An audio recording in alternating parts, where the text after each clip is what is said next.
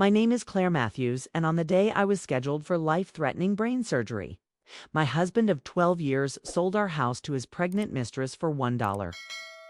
What he did not know was that the house had never been legally his to sell, and I had been expecting this betrayal for months. But what happened next would shock even me. If you are watching this right now, drop a comment letting me know where you are viewing from. Before I tell you about the most calculated revenge story you have ever heard, hit like and subscribe to hear more real stories about marriage, betrayal, and what happens when you underestimate the woman you promised to love and cherish. For the past year and a half, I had been living with devastating knowledge that would change everything. First, that I had a brain tumor requiring life-threatening surgery with only a 50% survival rate. Second, that my husband Derek had been having an affair with his 26-year-old dental hygienist, Amber, who is now 4 months pregnant with what he believed was his child. But there was a third secret, one that Derek would never see coming. Something about our marriage, our finances, my family that would turn his betrayal into the biggest mistake of his life. My story really begins 3 years ago when my life looked completely different from where it ended up. I was 31 years old, working as a high school chemistry teacher in Portland, Oregon, married to Derek Matthews, a pharmaceutical sales representative who seemed to have everything figured out. We lived in a beautiful colonial house in the suburbs, drove nice cars, and appeared to be the perfect middle-class American couple that everyone envied. But appearances can be incredibly deceiving, especially when you are dealing with someone who has been lying about almost everything for years. Derek was not the successful, ambitious man he pretended to be. His pharmaceutical sales job barely paid enough to cover his car payment and credit card bills, though he told everyone, including me, that he was one of the top performers in his region. The truth was that Derek had been living beyond his means for our entire marriage, funding his lifestyle through credit card debt, personal loans, and increasingly desperate financial schemes. What made Derek's deception even more dangerous was that he had convinced himself he deserved a wealthier lifestyle than he could actually afford. He spent money on expensive clothes, took me to costly restaurants we could not afford, and bragged to friends about investments and business opportunities that existed only in his imagination. Derek was not just financially irresponsible, he was a pathological liar who had built his entire identity around projecting success he had never actually achieved. The pharmaceutical industry was changing rapidly, with companies consolidating territories and eliminating sales positions. Derek's performance had been declining for 2 years. But instead of admitting his struggles or looking for alternative career paths, he had been lying to me about his job security and income. He told me he was being considered for a promotion to regional manager, when actually he was on probation for missing sales targets and failing to maintain client relationships. During this same period, I was dealing with my own career challenges that would later become crucial to understanding our financial situation. My father had passed away unexpectedly from a heart attack, leaving behind a substantial life insurance policy and property holdings that I had inherited as his only child. The inheritance was worth approximately $450,000, including the insurance money, his house, and some investment accounts he had maintained privately. Derek knew about the inheritance, of course, but what he did not know was how I had chosen to handle the money. Instead of depositing everything into our joint accounts where Derek could access it, I had consulted with a financial advisor about protecting the inheritance for my future security. My advisor, Margaret Chen, had recommended keeping the inherited money separate from marital assets, especially given Derek's spending habits and financial management issues. Margaret had been my father's financial advisor for over 15 years. And she knew details about our family's financial history that Derek had never bothered to learn. She was the one who suggested that I use the inheritance money to purchase our house outright, putting the deed exclusively in my name to protect the asset from any potential creditors or financial problems Derek might create. At the time, this seemed like a practical decision rather than a defensive one. When we bought our current house 2 years ago, Derek believed we were getting a conventional mortgage based on our combined income. What actually happened was that I used inheritance money to purchase the property outright, then arranged for a small mortgage against the house to maintain. Derek's belief that we were making monthly payments like any normal couple. The mortgage payments were actually going into a savings account that only I controlled. Building equity that Derek thought was going to the bank. This financial arrangement meant that Derek's name was not on the deed to our house, though he had been added as an authorized resident for insurance and practical purposes. He had never bothered to read the legal documents carefully, assuming that marriage automatically made him a co-owner of all our property. Derek's carelessness about financial details would eventually become the foundation for the most satisfying revenge I have ever planned. But I am getting ahead of myself.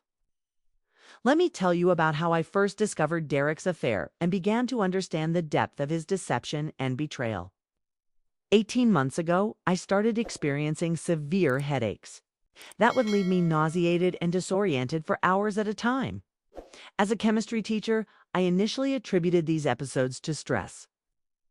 From dealing with difficult students and the increasing pressure from school administrators to improve test scores and manage larger class sizes, the headaches progressively worsened over several weeks, accompanied by occasional vision problems and episodes of dizziness that made it dangerous for me to drive or stand in front of a classroom full of teenagers handling laboratory equipment. When I finally insisted on seeing a doctor, despite Derek's complaints about the cost and inconvenience, the MRI results were absolutely devastating. I had a golf ball-sized meningioma pressing against crucial areas of my brain, requiring immediate surgical removal with significant risks of permanent neurological damage or death.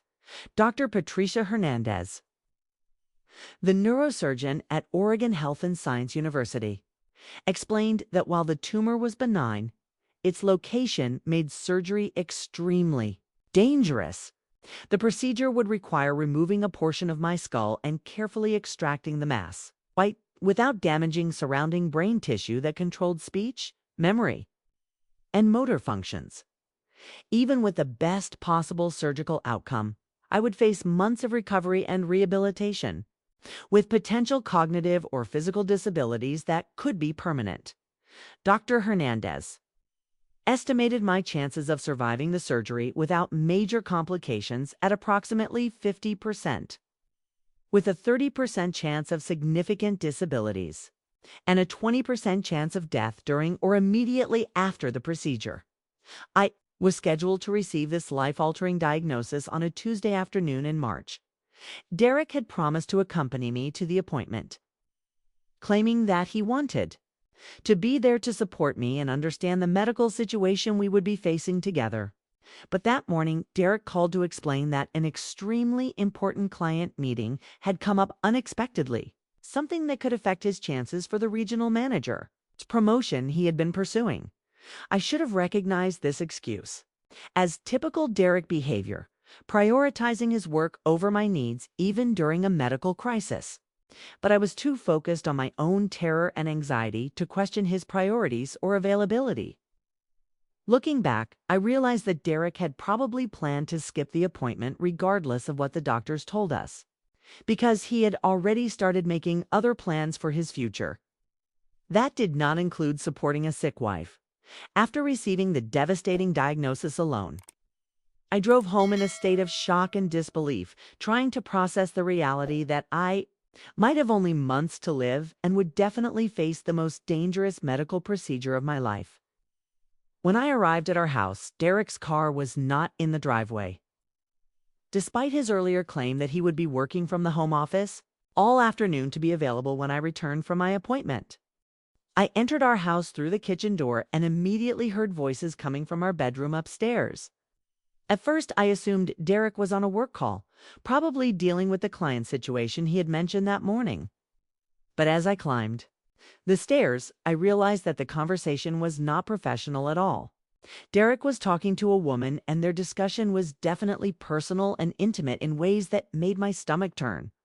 What I discovered when I reached the top of the stairs, changed everything about my understanding of my marriage, my future, and what I would need to do to protect myself during the most vulnerable period of my life. Derek was in our bedroom with a young woman I recognized from his office holiday party the previous December. Amber Collins was 26 years old, blonde, attractive, and apparently very impressed with Derek's stories about his successful career and expensive lifestyle. I stood in the hallway outside our bedroom door, listening to their conversation with a strange sense of detachment, as if I were observing someone else's life falling apart rather than experiencing my own betrayal. They were not just having an affair, they were making detailed plans for their future together. Plans that involved Derek leaving me as soon as my medical situation was resolved one way or another. But what I heard next made my blood run cold and gave me the first hint that Derek was not just unfaithful, he was actually dangerous. Amber was asking Derek about the timeline for their plans, specifically when he thought he would be free to start their new life together. Derek's response revealed that he had been calculating the potential benefits of my death with the same detachment he might use to analyze a pharmaceutical sales forecast. If Claire does not survive the surgery, Derek told Amber, I will inherit everything as her legal spouse and we can start fresh immediately. If she survives but with significant disabilities, I will file for divorce, citing the impossibility of caring for someone who cannot contribute to our household or maintain a normal marriage. Either way, he continued, I should be free within 6 months. And we will have enough money from her life insurance and property to relocate anywhere we want. As I listened to them discuss my potential death as a convenient solution to their relationship complications, I felt something fundamental shift inside my chest. The terror and grief I had been feeling about my diagnosis transformed into something much colder and more calculated. If Derek wanted to play games with my life and my future, I would show him exactly what kind of opponent he had chosen to betray. But there was more to their conversation that would become crucial to my planning. Amber was not just Derek's mistress, she was pregnant with what they believed was his child. She was 4 months along and starting to show, which meant they had been planning this relationship for much longer than the few months Derek had led me to believe when I had eventually confronted him about the affair. Even more shocking was Amber's admission that this was not her first relationship with a married man facing a medical or financial crisis. She had been married twice before, both times to older men with substantial assets who had died or become disabled under circumstances that seemed suspiciously convenient for Amber's financial situation. Derek was not her first target. He was part of a pattern of behavior that suggested premeditation and experience with exactly this type of situation.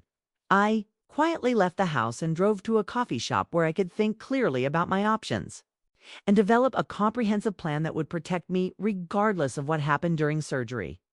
Over the next 3 hours, sitting in my car in the parking lot, I outlined a strategy that would ensure Derek faced serious consequences for his betrayal while giving me the best possible chance of survival and recovery. The first step was gathering evidence of Derek's infidelity and financial planning that would be admissible in divorce proceedings or, if necessary, criminal investigations. I needed documentation of his affair, proof of his plans to abandon me during my medical crisis, and evidence of any financial irregularities that might constitute fraud or theft.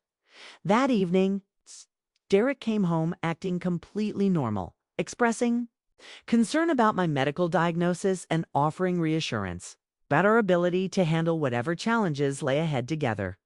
He held me while I cried about the surgery, promising that he would be there for every step of the recovery process and that we would face this challenge as a team. His performance was so convincing that I almost doubted what I had witnessed that afternoon, but I had heard enough to know that Derek's promises were lies designed to keep me compliant and unsuspecting while he finalized his plans to abandon me.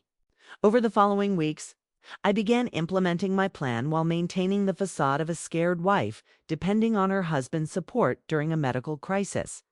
The next morning, I called Mitchell Private Investigation Services and hired them. to conduct comprehensive surveillance of Derek and background checks on both him and Amber.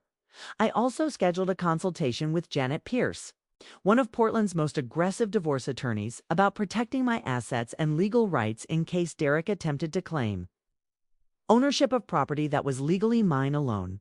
Most importantly, I began making financial and legal arrangements that would ensure Derek could not benefit from my death or incapacitation, regardless of what he believed about his inheritance rights.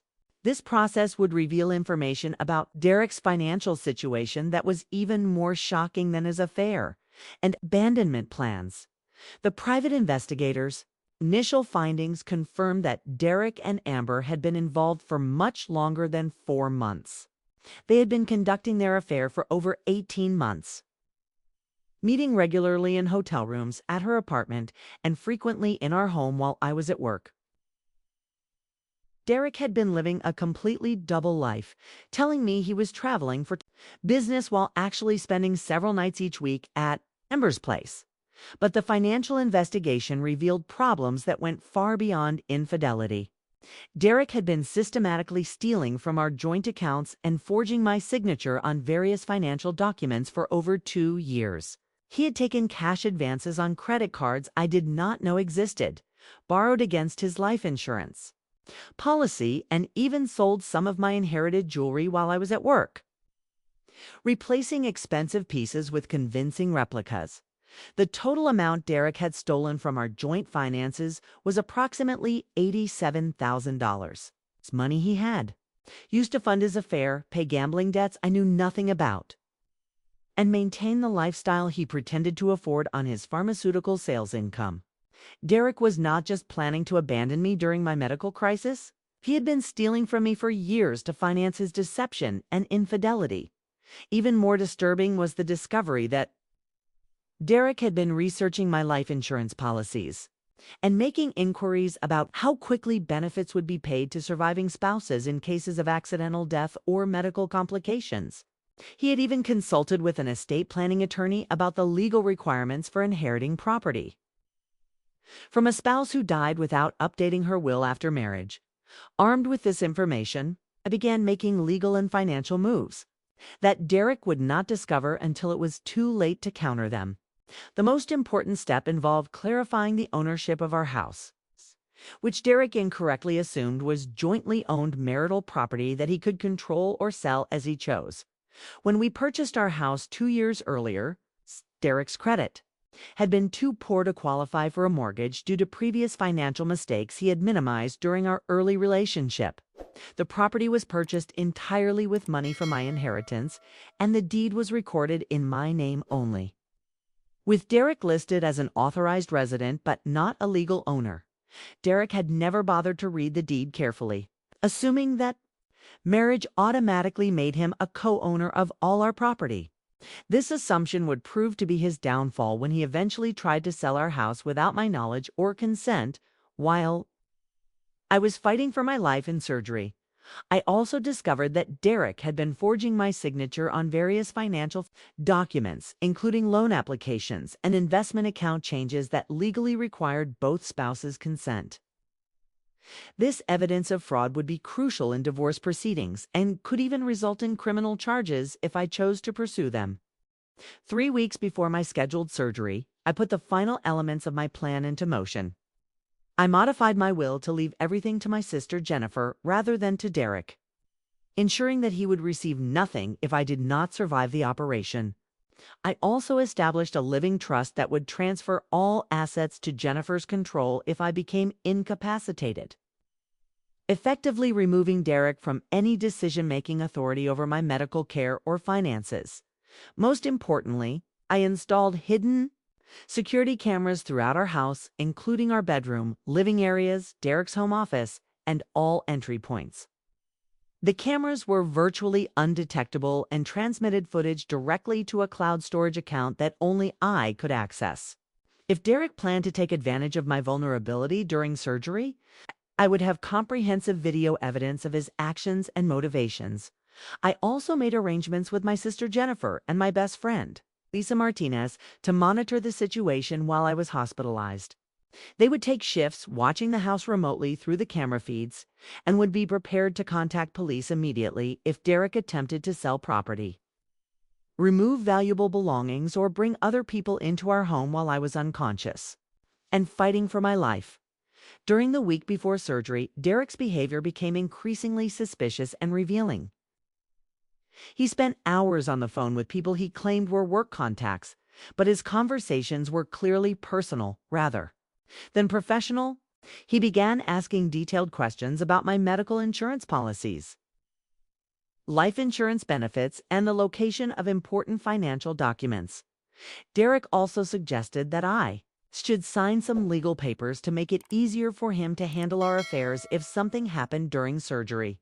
When I asked to review these documents before signing them, Derek became evasive and irritated, claiming that I was being unnecessarily suspicious during an already stressful time. He insisted that the papers were just standard medical and financial power of attorney forms that would allow him to make decisions on my behalf if I was unable to do so myself.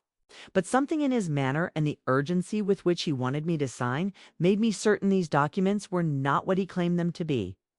I agreed to sign the papers but insisted on having my attorney review them first, claiming that I wanted to ensure everything was legally proper before such an important surgery. Derek's reaction confirmed my suspicions about his true motivations. He became angry and defensive, arguing that involving lawyers was expensive and unnecessary when we should be focusing on emotional preparation for the surgery. That night, secretly photographed the documents Derek wanted me to sign using my phone. They were not medical power of attorney forms at all. They were comprehensive property transfer agreements that would give Derek full ownership of our house, all investment accounts, and other assets, effectively signing away everything I owned under the pretense of routine medical preparation. Derek's plan was to have me sign away my legal rights before surgery, ensuring that he would control everything regardless of whether I survived the operation. If I died, he would inherit my assets legitimately. If I survived but with disabilities, he would already own everything and could divorce me without losing any financial benefits. I did not sign the documents, but I did not refuse directly either. Instead, I told Derek that I wanted to wait until after surgery, when I could think more clearly about complex legal paperwork without the distraction of medical anxiety. He was clearly frustrated but could not push too aggressively without revealing his true motivations for wanting my signature. The night before surgery, Derek made love to me with what seemed like genuine tenderness and emotion, whispering promises about our future together and how much stronger our marriage would be after we survived this medical challenge. As I lay there afterward, listening to him sleep beside me, I felt a strange mixture of sadness and anticipation. This would be the last night I would ever spend in bed with this man. Regardless of what happened during surgery, surgery was scheduled for 7 in the morning on a Thursday in early June. Derek drove me to the hospital, held my hand during pre-operative procedures, and kissed me goodbye with tears in his eyes as they wheeled me into the operating room. His performance was so convincing that several members of the medical staff commented on how devoted and supportive he appeared to be. What Derek did not know was that Jennifer and Lisa were already positioned in a rental car across the street from our house, monitoring the security camera feeds on laptop computers and prepared to document everything he did while I was unconscious and fighting for my life on the operating table. They also had instructions to contact police immediately if Derek attempted to bring anyone into our home or remove valuable items. The surgery was scheduled to last between 8 and 12 hours, depending on the complexity of removing the tumor, without damaging surrounding brain tissue. Dr. Hernandez had explained that there would be several critical points during the procedure where my survival would be uncertain, and periods when the surgical team might need to pause their work to stabilize my vital signs before continuing. Derek received regular updates about my condition throughout the day from the hospital's family liaison coordinator. What he did with those updates would reveal everything about his character and priorities, and provide the evidence I needed to destroy him legally and financially instead of staying at the hospital to be available for medical decisions, or to Provide support if I die during surgery. Derek left the building less than 2 hours after my operation began. According to the security camera footage Jennifer and Lisa were monitoring in real time. Derek arrived at our house before 10 in the morning and immediately began making phone calls. The first call was to Amber, informing her that my surgery was proceeding as planned and that she should prepare to implement their relocation plans immediately. The second call was to a real estate agent, describing our house and expressing urgent interest in selling it as quickly as possible, preferably for cash to avoid lengthy closing procedures that might be complicated by my medical situation. The third call was to someone Derek addressed as his lawyer, asking about the legal requirements for liquidating assets belonging to a spouse who might not survive medical treatment. Derek specifically asked about timelines for probate proceedings and whether there were ways to expedite the transfer of property from a deceased spouse to a surviving husband. But Derek's most shocking action happened while I was still unconscious, on the operating table with my skull open and my life hanging in the balance. He brought Amber to our house and gave her a detailed tour of what he described as their new temporary home until the property could be sold and they could relocate to California. The security camera footage showed them walking through every room of our house, with Derek explaining how they would redecorate and reorganize the space once my belongings were removed or disposed of. Amber expressed particular interest in my jewelry collection and my clothes, asking Derek when she would be able to start wearing items she liked. Even more damaging was their discussion about my prognosis and their timeline for taking control of our assets. Derek told Amber that he expected me to either die during surgery or survive with such severe disabilities that I would require long-term institutional care that would quickly exhaust any insurance benefits. Either outcome, he explained, would leave him free to liquidate our property and start fresh with her and their unborn child.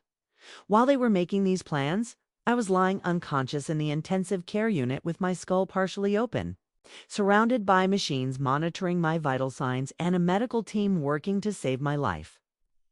The contrast between Derek's callous planning and my actual situation could not have been more stark or revealing. Derek returned to the hospital that evening, resuming his performance as a devoted husband, anxiously waiting for news about his wife's condition. He brought flowers, spoke movingly to nurses about our love story and how much our marriage meant to both of us, and spent the night sleeping in a chair beside my hospital bed. His acting was so convincing that several staff members commented on how fortunate I was to have such a caring and supportive partner during such a critical medical crisis. If they had known what Derek had been doing while I was fighting for my life, their assessment of his character would have been very different. When I finally regained consciousness 48 hours after surgery, Derek was holding my hand and crying with what appeared to be genuine relief and joy. He told me how terrified he had been about losing me, how much he loved me, and how grateful he was that I had survived the most dangerous part of the procedure. He stayed with me throughout that first day, helping me communicate with doctors and nurses as I struggled with post-surgical confusion and weakness. What Derek did not realize was that Jennifer had been discreetly updating me about his activities through text messages that appeared to be routine family communications. She would send messages like, "Hope you are feeling better today. Everything at home is fine. The house is exactly as you left it," with specific emphasis on words that told me Derek had not yet attempted to sell our property, but was clearly making preparations to do so. Dr. Hernandez explained that my surgery had been more complicated than initially expected, requiring delicate work around areas that controlled speech and memory function. There had been several moments when my survival was genuinely uncertain, and periods when the surgical team had to pause their work to stabilize my vital signs before continuing with the tumor removal. The good news was that they had successfully removed the entire MHE. And we all know, I've been exploring that. And we all know I've been exploring that path. and periods when they subitalize by the all cues. I see with me with MWL. I can rebid me a tumor without causing apparent damage to surrounding brain tissue. The challenging part would be the recovery process, which could take several months and might involve some temporary or permanent changes to my cognitive or motor functions that would not be fully apparent for weeks. Over the next week, as I remained in intensive care with restricted visitation hours, Derek split his time between playing the devoted husband at the hospital and making active preparations for his new life with Amber. The security camera footage showed him bringing potential buyers through our house, describing it as a divorce sale where he needed to liquidate assets quickly due to his wife's medical expenses and their incompatible future plans. Derek had apparently found a cash buyer willing to purchase our house for significantly below market value in exchange for a very rapid closing process. The buyer was actually one of Amber's friends from her previous marriage. Someone who understood the questionable circumstances of the sale but was willing to participate in exchange for getting a beautiful property at a bargain price. But Derek was making a critical error that would destroy his plans and potentially land him in prison. He was proceeding under the assumption that our house was jointly owned marital property that he could sell with forged documents and a plausible story about my consent. What he did not understand was that the house belonged entirely to me, and any attempted sale would constitute fraud regardless of how convincing his paperwork appeared to be. 10 days after surgery, Derek brought me legal papers to sign, claiming they were insurance forms required to continue my medical coverage and hospital care. I was still weak and experiencing some lingering effects from the surgery, but I was alert enough to recognize that these were the same property transfer documents he had tried to get me to sign before the operation. This time, however, Derek was presenting them as medical necessities, hoping that my post-surgical vulnerability would make me more compliant and less likely to question his explanations. He spoke to me like I was a confused child, using simple words and speaking slowly as if I could not understand complex concepts. I pretended to be more confused and disoriented than I actually was, asking Derek to explain each section of the document slowly and carefully. As he described what I would be signing, I was secretly recording our conversation using a small digital recorder Jennifer had hidden in a flower arrangement she brought to my hospital room. Derek's explanations made it absolutely clear that he was trying to deceive me about the nature and legal consequences of signing these property transfer agreements. When I asked why real estate documents were necessary for medical insurance purposes, Derek became frustrated and claimed that I was still too mentally impaired from surgery to understand complicated financial arrangements. He insisted that I should trust him to handle all business matters while I focused on recovering my health and cognitive function. Derek's tone and manner revealed his complete lack of respect for my intelligence and his assumption that my medical situation had made me helpless and dependent on his decisions. I refused to sign anything, explaining that I wanted to wait until I was completely mentally clear before making any legal or financial commitments. Derek's reaction was swift and telling. Instead of respecting my wishes or offering to explain everything again when I felt better, he became angry and accusatory.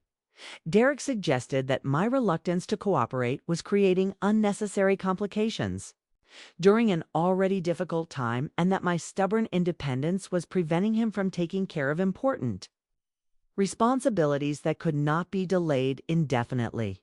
His mask was starting to slip, revealing the controlling and manipulative person he had always been beneath his caring husband's performance. That afternoon, Derek left the hospital claiming he had urgent business matters to attend to that could not be postponed any longer. According to the security camera footage, he met with Amber and her friend who was planning to purchase our house. The three of them signed a sales contract for $1, with the understanding that Amber would make additional private payments to Derek once the legal transfer was completed. Their plan was elegantly simple, but completely illegal. Derek would forge my signature on property transfer documents, completing a fake sale of our house for $1 to make it appear that financial pressure from medical expenses had forced us to liquidate our assets quickly. Once Amber's friend legally owned the property, she would transfer ownership to Amber for another nominal fee, giving Derek and his mistress control of our home while making the transaction appear legitimate to casual observers. What Derek did not understand was that our house could not be sold at any price without my genuine signature as the sole legal owner. His forged documents would be invalid from the moment he signed my name, and the attempted theft would be clear evidence of fraud that could result in serious criminal charges and prison time. Derek also did not realize that Jennifer and Lisa had been recording his activities for weeks, accumulating evidence that would make it impossible for him to claim the attempted sale was a misunderstanding or a desperate decision made under emotional pressure. His careful planning and deliberate deception would actually work against him. When prosecutors reviewed the comprehensive documentation of his criminal conspiracy on the day Derek planned to complete the fraudulent property sale, I was finally strong enough to be transferred from intensive care to a regular hospital room with more flexible visitation policies. I used this opportunity to call Janet Pierce, my divorce attorney, and provide her with comprehensive evidence of Derek's activities while I had been unconscious and fighting for my life. The security camera footage, recorded conversations, and documentation of Derek's affair would be more than sufficient to ensure that he received nothing in divorce proceedings and would likely face criminal prosecution for attempted fraud, forgery, and theft. Janet advised me to allow Derek to complete his attempted crime before taking legal action. If I stopped him before he actually forged my signature and attempted to transfer property that belonged exclusively to me, Derek could claim that he had just been exploring various options and had not actually committed any crimes. But if I allowed him to complete the fraudulent sale, the evidence would be undeniable and the legal consequences would be severe and permanent. Janet also explained that Derek's timing was particularly damaging to any potential defense he might offer. Attempting to steal property from a spouse who was hospitalized and recovering from life-threatening brain surgery would generate significant media attention and public outrage that would make it almost impossible for Derek to receive sympathy from judges or juries. 2 weeks after surgery, Derek arrived at the hospital with papers he claimed required my immediate signature to prevent serious financial consequences for both of us. He appeared nervous and rushed, explaining that there were deadlines that could not be extended and that delays might result in loss of medical coverage or other critical problems when I continued to refuse to sign anything without my attorney. Present to review the documents, Derek finally began to reveal his true nature and motivations. His patience with maintaining his caring husband's facade was clearly wearing thin, and his frustration with my resistance was becoming harder to control. "You are being completely unreasonable and difficult," Derek said with barely contained anger. "I have been handling everything while you have been lying here, feeling sorry for yourself and expecting everyone else to solve your problems. The least you can do is sign a few simple papers to make it easier for me to take care of our financial responsibilities and legal obligations." When I pointed out that the documents were property transfers rather than insurance forms, Derek claimed that I was still too mentally impaired from surgery to understand complicated legal paperwork properly. He insisted that I should trust his judgment about what was necessary and stop questioning every decision he made on our behalf.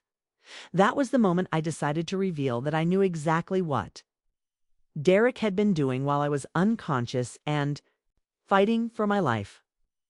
"Derek," I said as calmly as possible, "I know about Amber. I know about your plan to sell our house while I was in surgery. I know you brought her to our home and showed her my jewelry. I know everything you have been doing, and I have evidence of all of it." Derek's face went completely white, and for several seconds he seemed unable to speak or even breathe normally. Then he began denying everything, claiming that I was confused or paranoid from the surgery and medication. When that approach failed to convince me, Derek tried to justify his actions by arguing that our marriage had been over long before my surgery and that he had the right to plan for his future happiness. What Derek did not know was that I was recording this conversation and that Jennifer was listening through a secure phone connection, ready to contact law enforcement if Derek became threatening or dangerous.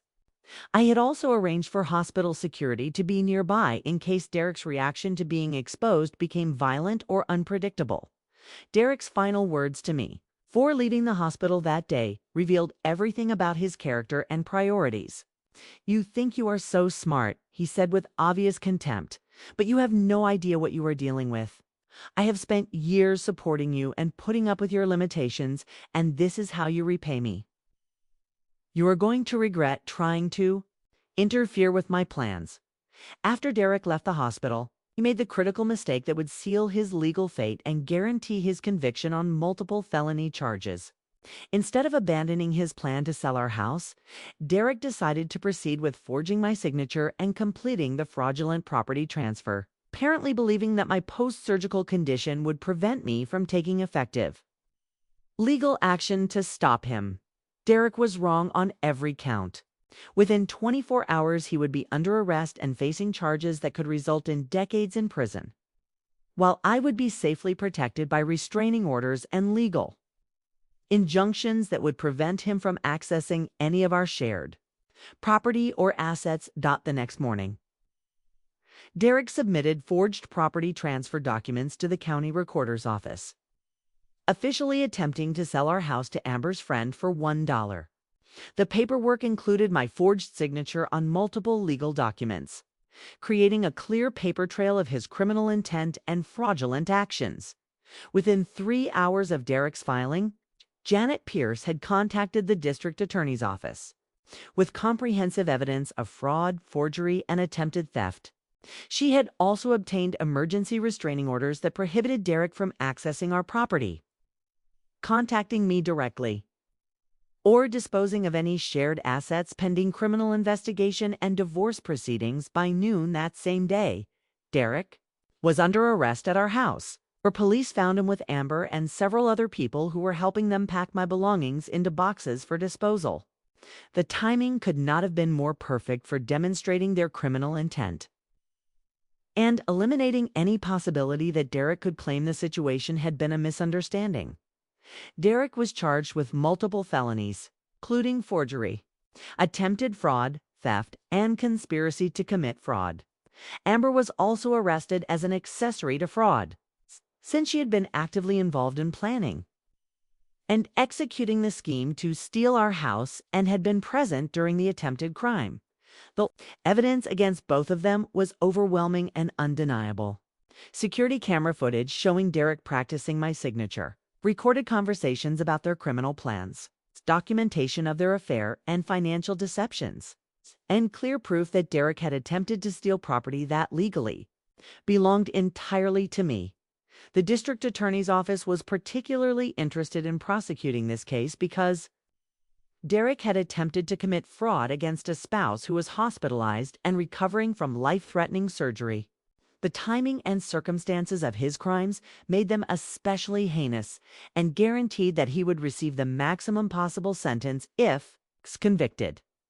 When news of Derek's arrest spread through our community, most people expressed shock and disbelief that such a devoted husband could be capable of such cruelty and criminality. Many friends and colleagues had been impressed by Derek's apparent dedication during my medical crisis, making the revelation of his true activities even more stunning and disturbing to people who thought they knew him. The local newspaper covered the story extensively, describing Derek as a pharmaceutical sales representative who had attempted to steal his wife's house while she was undergoing life-threatening brain surgery. The coverage was uniformly negative, portraying Derek as a calculating criminal who had betrayed the most fundamental obligations of marriage and human decency. 3 weeks after Derek's arrest, I was finally released from the hospital and able to return to our house, which was now legally protected from any claims Derek might make during divorce proceedings. The property had been sealed by police during their investigation, preserving all evidence of Derek and Amber's activities while I had been fighting for my life, walking through our home for the first time. Since surgery was emotionally overwhelming, in ways I had not anticipated. I could see places where Derek had brought potential buyers, areas where he and Amber had made plans for their new life together, and evidence of their complete disregard for my survival or well-being. In our bedroom, I found a detailed list Amber had made of my jewelry and clothing items she wanted to keep after I died or became permanently disabled. She had even researched the value of some pieces, apparently planning to sell my grandmother's antique jewelry to fund their relocation to California. The divorce proceedings were swift and decisive, with Derek having no legal standing to claim any portion of property he had attempted to steal through forgery and fraud. Janet Pierce was able to demonstrate that Derek had been systematically stealing from our joint accounts long before my surgery, using the money to finance his affair and prepare for his new life with Amber. More damaging to Derek's case was the discovery that he had been planning to abandon me regardless of my medical outcome. If I had died during surgery, he would have attempted to inherit my assets and start fresh with Amber. If I had survived but with disabilities, he had planned to divorce me immediately and claim that my medical needs made our marriage financially unsustainable. But the most shocking revelation came when Janet's investigation uncovered Derek's gambling problem, which explained why our personal finances had always been tighter than his supposed income would suggest. Derek had been hiding substantial debts from me for years, taking cash advances on credit cards I did not know existed and borrowing against his life insurance policy to cover losses at casinos and underground poker games. The total amount Derek had stolen from our joint finances was actually much higher than I had initially discovered. Over the course of our 12-year marriage, Derek had embezzled nearly $200,000 from accounts that should have been building our retirement security. He had used this money not just to fund his affair, but to maintain a secret gambling addiction that had left him desperate for cash. Derek's affair with Amber was actually part of a larger pattern of deception and financial manipulation. The private investigators' expanded background check revealed that Derek had been involved with at least 3 other women during our marriage, using company credit cards and expense accounts to pay for hotel rooms, expensive dinners, and gifts that he could not afford on his actual salary. Even more disturbing was the discovery that Derek had been researching my life insurance policies for over a year, making inquiries about accidental death benefits and asking detailed questions about how quickly payments would be made to surviving spouses. He had even consulted with an estate planning attorney about the most efficient ways to liquidate assets inherited from a deceased wife. Janet also uncovered evidence that Derek had been in contact with Amber's previous husbands, apparently seeking advice about how to manipulate vulnerable spouses and take advantage of medical or financial crises. Amber's pattern of targeting older men with assets was not a coincidence. It was a carefully developed strategy that Derek had been learning to implement against me. Derek was sentenced to 6 years in state prison for forgery, attempted fraud, theft, and conspiracy to commit multiple felonies. The judge was particularly harsh in her sentencing, noting that Derek had attempted to commit these crimes against a spouse, was fighting for her life, and completely dependent on his support during a medical emergency. Amber received 3 years for her role as an accessory to fraud, though she was released after 22 months for cooperation with prosecutors in other cases involving her previous husbands. Her pregnancy, which had been such an important part of her relationship with Derek, ended in miscarriage during her 2nd month in prison, eliminating the child that had been central to their plans for starting a new life together. The criminal trial generated significant media attention throughout Oregon, with Derek's case being cited as an example of how medical crises can reveal the true character of people who seemed trustworthy and devoted. Several domestic violence organizations use Derek's story to illustrate how financial abuse often escalates during periods when victims are most vulnerable. 6 months after Derek's conviction, I received a letter from him in prison asking for forgiveness and claiming that his actions had been the result of panic and desperation rather than deliberate cruelty.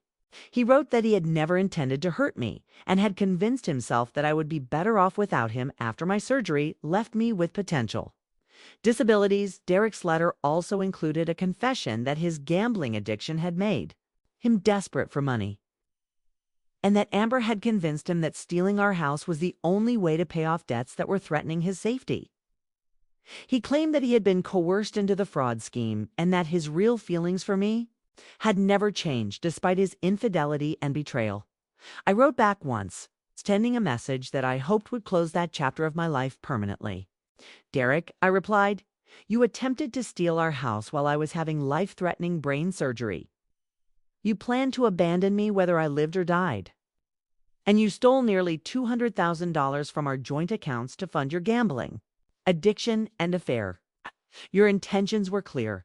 Your actions were calculated. And your character is now a matter of public record." 1 year after my surgery, I was declared completely cancer-free with no signs of tumor recurrence or neurological damage. My recovery had been more successful than doctors initially predicted, with no permanent cognitive or motor function problems. I returned to teaching chemistry with renewed appreciation for life and a much clearer understanding of who deserved my trust and affection. I used the house Derek had tried to steal as collateral for a business loan, opening a tutoring center that specialized in helping students with learning disabilities succeed in science and mathematics courses. The work was incredibly rewarding, and the business was successful enough to allow me to hire several other teachers and expand our services throughout the Portland School District. The tutoring center became more than just a business. It became a way for me to help young people overcome challenges and build confidence in their abilities. Many of my students reminded me of myself during the difficult period when I was dealing with Derek's manipulation and control. And I found great satisfaction in helping them develop the critical thinking skills that would protect them from people who might try to take advantage of their vulnerabilities. 2 years after my divorce, I began dating again, something I had not believed would be possible during the dark period of my marriage to Derek.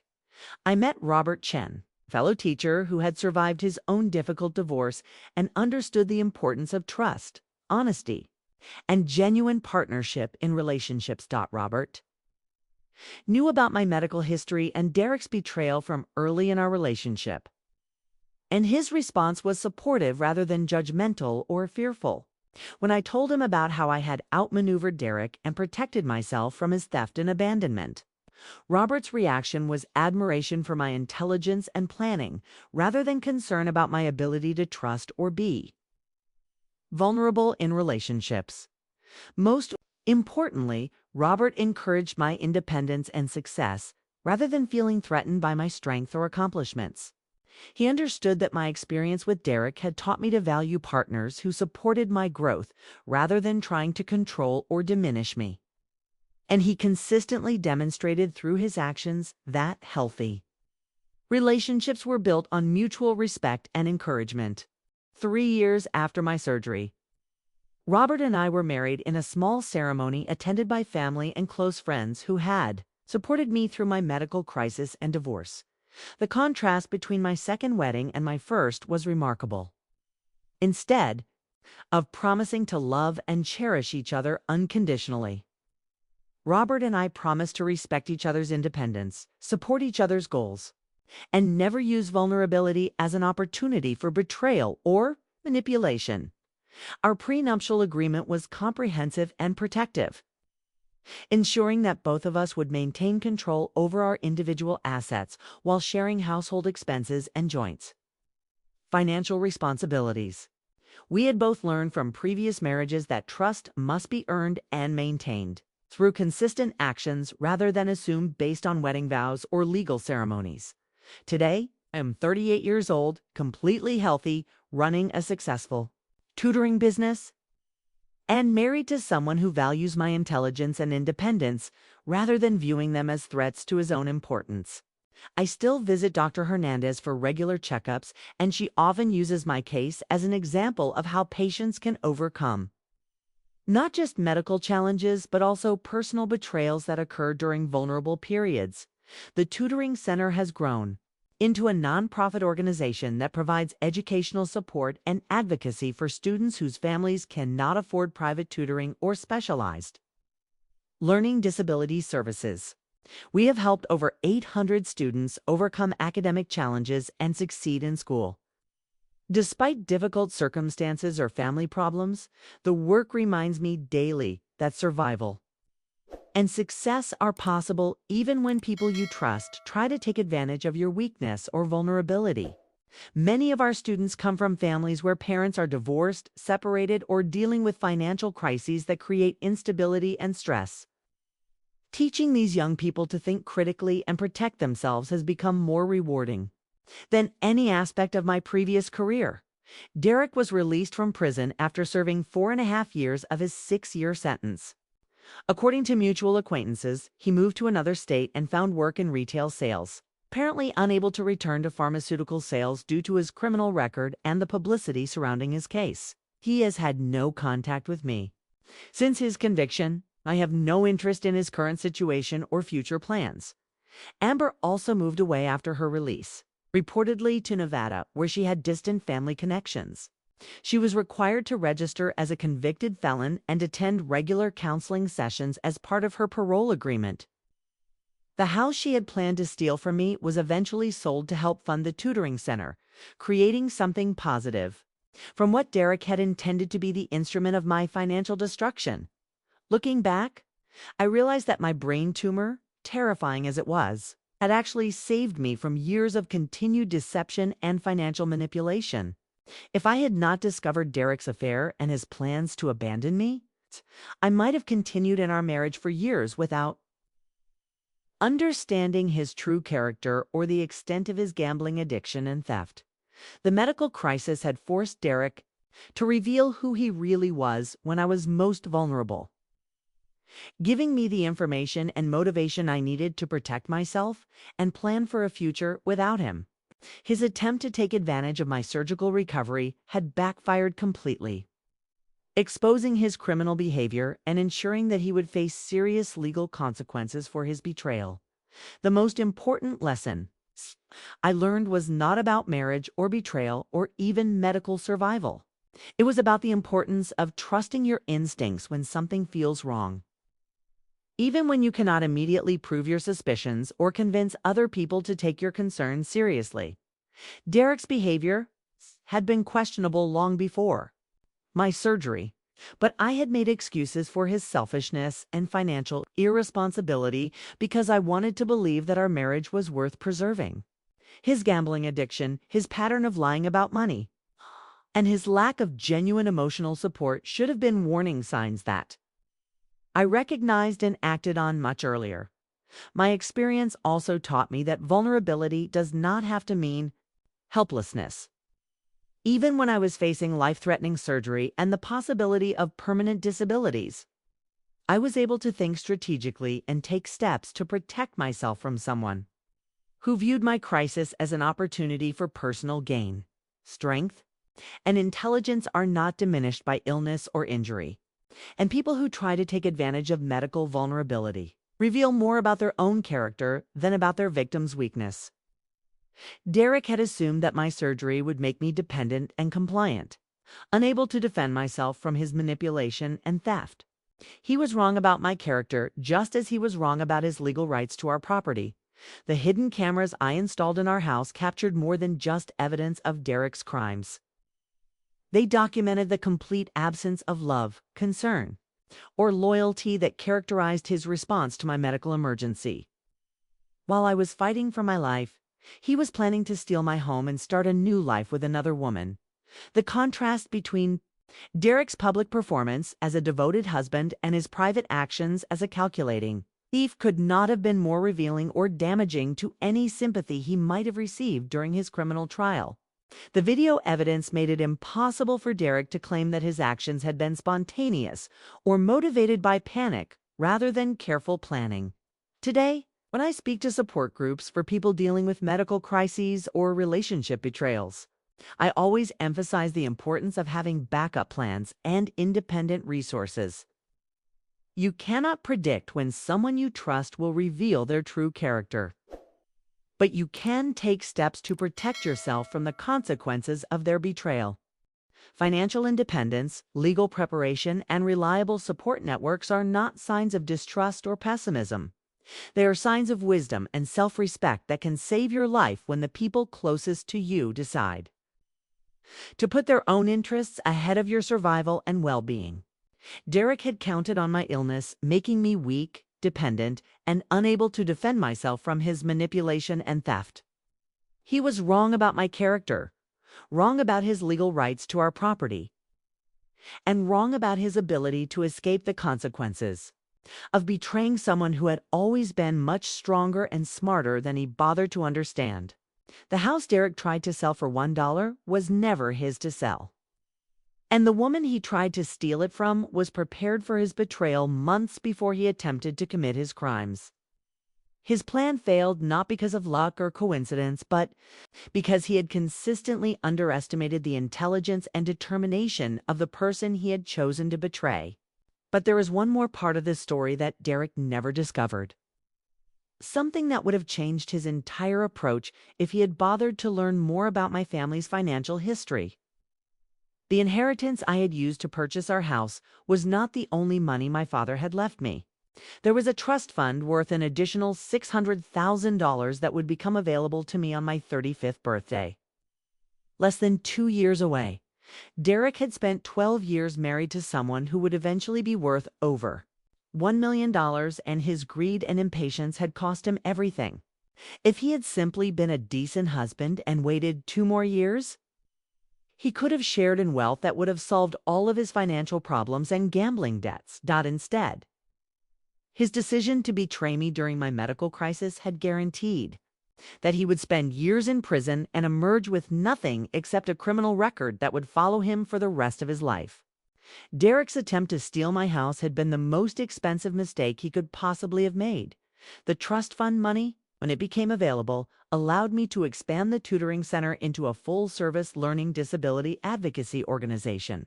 We now provide educational support, legal assistance, family counseling to help children and teenagers overcome academic challenges. While building the critical thinking skills, they will need to protect themselves from manipulation and exploitation. Every student who succeeds in our program reminds me that survival and recovery are possible, even when the people who should protect you decide to take advantage of your vulnerability instead. Derek's betrayal had been devastating at the time, but it had also given me the motivation and resources to build something meaningful that helps other people overcome similar challenges. Have you ever discovered that someone you trusted was planning to take advantage of your vulnerability during a medical or personal crisis? How did you protect yourself when someone you loved tried to use your weakness against you for their own benefit? What signs should people watch for when they are facing health emergencies or family difficulties? Share your experiences in the comments below. Your story might help someone else recognize warning signs or find the courage to take protective action before it is too late to defend themselves effectively. If this story resonated with you, please hit like and subscribe to hear more real stories about surviving betrayal and finding strength during the most difficult challenges life can present. Remember to share this with someone who might need to hear that survival and justice are possible, even when the people closest to you try to take advantage of your most vulnerable moments for their own financial gain. Thank you for listening, and remember that you are stronger and more capable than anyone who tries to exploit your weakness could ever understand or anticipate.